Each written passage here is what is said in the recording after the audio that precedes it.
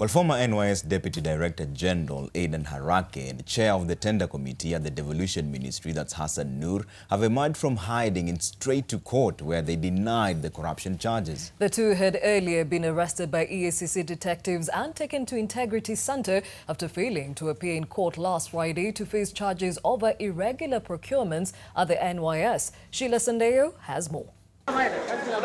Relatives and friends of the former NYS Director General Adan Harakhe and Chair of the Tender Committee at the Ministry of Devolution Hassan Noor packed the courtroom as the two finally faced the law, having been arrested by EACC detectives and taken to court to answer to 5 counts of crimes contrary to the Economic Crimes Act and the Public Procurement and Disposal Act.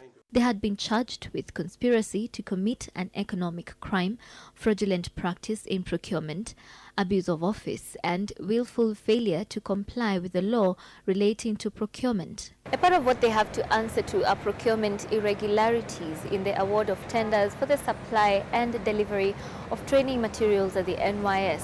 The tender was 47.6 million shillings. The tender for the automotive engineering faculty at the NYS was awarded to Blue Star Limited.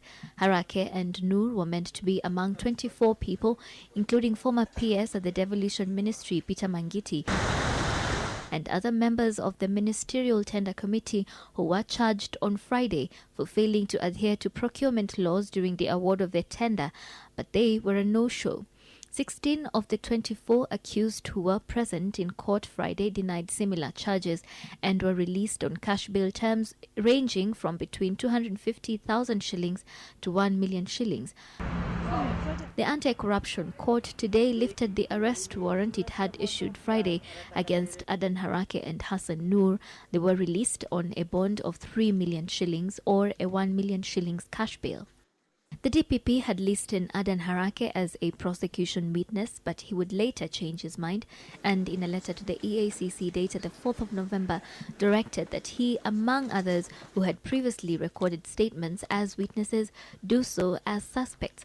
Harakhe told Parliament in September that he raised the red flag when part of the 3.5 billion shillings wired to NYS as supplementary budget was found missing. The money, he said, had been paid through IFMIS using his name and password.